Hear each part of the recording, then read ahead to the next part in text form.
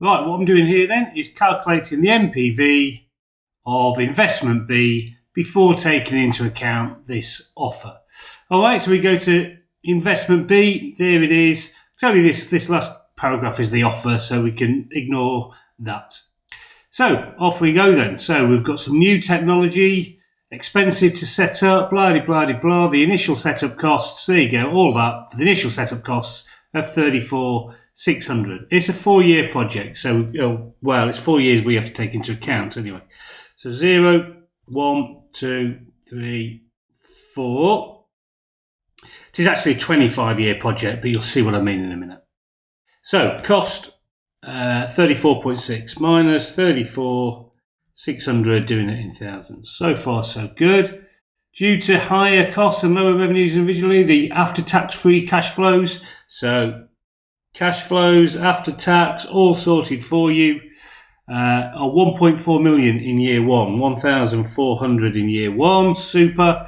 These are expected to increase by 40% in years 2 and 3. Easy then. So increase by 40%, so that times 1.4, and it'll increase by the same amount again in year 3, so just copy it across. And in year 4 it says when costs reduce and the revenues increase, the after-tax free cash flows will be twice as much as the year 3 amount. Okay, so I'm just going to do that times by 2. Done. Okay, nothing tricky about that. And then years 5 to 25 will remain the same as year 4. So I'm just going to do this separately over here. So years 5 to 25, annual cash flows would be that, wouldn't they? Okay, every year. And it does give me this 7.843, which is your discount factor, which you could use, but it's a longer way of going about it.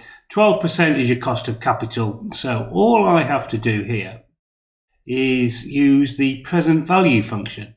So the present value of the cash flows, which I'll just put here. When you want to work out the present value, you put minus PV, your rate, 12%, number of years, 5 to 25 is actually 21 years, just be careful, and then the amount each year.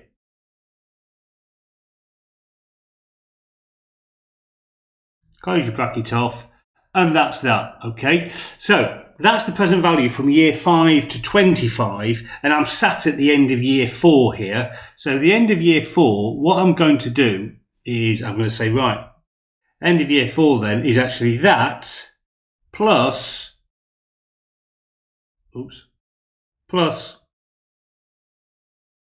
all of those. Okay, and I'm done. So this is actually then year 4 to 25, isn't it? Okay, so I've done that then now. I can ignore all of this because I've done it all. And that's it. So now it's just working out my NPV. So I'm going to discount the cash flows first, which is my NPV rate, and then just put in the cash flows that I need from there to there. Obviously, I don't have to do the year 5 to 25 because I've included it in the 4 to 25 figure.